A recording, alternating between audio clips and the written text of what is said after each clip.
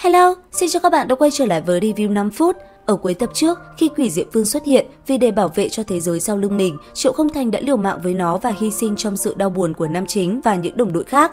Sáng sớm hôm sau, Lâm Thất Dạ theo Hồng Anh đến căn cứ của tổ chức người gác đêm. Lúc bấy giờ, Phó đội trưởng tổ đội 136 nhìn hắn nghi vấn hỏi, cậu là người đại diện thiên sứ mà Triệu Không Thành đi tìm sao? Lâm Thất Dạ gật đầu quả quyết lên tiếng. Đúng vậy, tôi đã nói với các ông rất nhiều lần rồi, Triệu Không Thành mở vô giới không vực, ông ta một mình tử chiến với Quỷ Diệm Vương. Kết quả, ông ấy đồng quy vu tận với nó, khi tôi đến thì mọi chuyện đã kết thúc. Vị phó đội trưởng hiển nhiên không tin, ông ta tiếp tục hỏi Lâm Thất Dạ tiến vào vô giới không vực như thế nào. Ấy vậy mà nam chính thản nhiên nói rằng mình chỉ nhắm một mắt là nó liền mở ra. Câu trả lời có vẻ thật lòng nhưng mà cũng không thuyết phục cho lắm.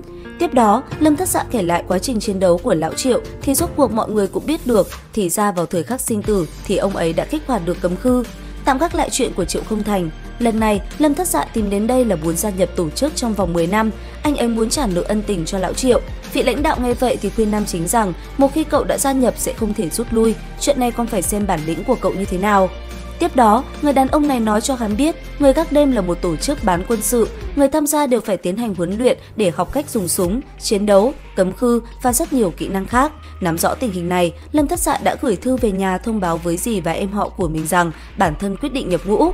Trong lúc người bên phía quân đội đến nhà báo cho người thân của cậu thì nam chính cũng đến chỗ ở của Hồng Anh. Do hiện tại anh chỉ là thành viên đội dự bị nên không được hỗ trợ ăn ở. Sau khi nhận phòng, Lâm Thất Dạ lại tiến vào không gian của bệnh viện tâm thần. Nhìn thấy nữ thần Hy Lạp vẫn đang ngồi một mình, anh ấy mặc vào một chiếc áo blue và nói rằng mình là bác sĩ đến đưa thuốc cho cô. Nữ thần chợt nhìn hắn rồi cười, cô lại tưởng rằng con trai đem thuốc đến cho mình nên vui vẻ uống thuốc. Tiếp đó, Thất Dạ đưa cô đi ngắm hoàng hôn trên biển. Nhìn con trai mình dường như có tâm sự, nữ thần nói sẽ tặng hắn một món quà.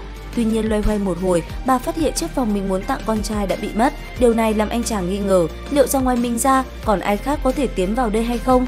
Một lát sau, nữ thần nhớ ra trước đây đã đánh cược với một cô gái xinh đẹp. Nếu nàng thắng thì cô gái kia sẽ trả lại con cho nàng, còn thua sẽ bị mất đi chiếc vòng. Nghe vậy, Thất Dạ lập tức lật tung bệnh viện để tìm dấu vết của cô gái kia. Sau một hồi thì anh cũng tìm được một mảnh giấy, trên đó viết rằng anh mới chính là chủ nhân của nơi này, còn cô gái đó nói chỉ mượn tạm chiếc vòng một thời gian mà thôi. Lâm Thất Dạ biết chắc trong bệnh viện tâm thần này hẳn là còn giấu rất nhiều bí mật. Bởi thế, anh quyết định tìm kiếm thêm một vòng nữa. Lần này anh phát hiện ra một tầng hầm bị bỏ hoang. Sau khi đi xuống dưới mật thất, nam chính giật mình phát hiện ở đây vậy mà giam giữ một con Quỷ Diệm Vương.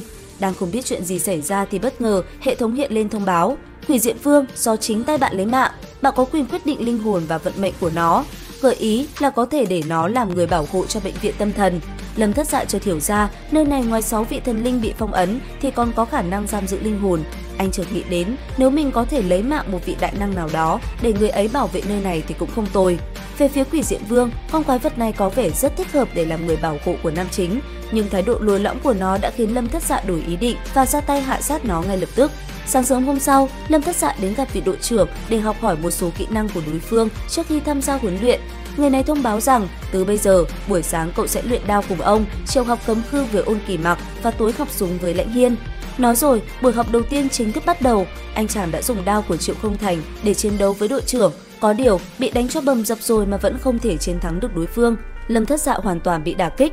Sau khi được Ôn Kỳ Mặc băng bó vết thương giúp mình thì anh biết thêm được một số thông tin hữu ích. Cả tiểu đội này chỉ có Hồng Anh là có thể đánh tay đôi với đội trưởng mà thôi, bởi ông ấy ra tay rất hung ác và chưa bao giờ hạ thủ lưu tình. Băng bó xong thì Ôn Kỳ Mặc cũng nói sơ qua rất nhiều kiến thức về cấm khư cho Lâm Thất Dạ biết.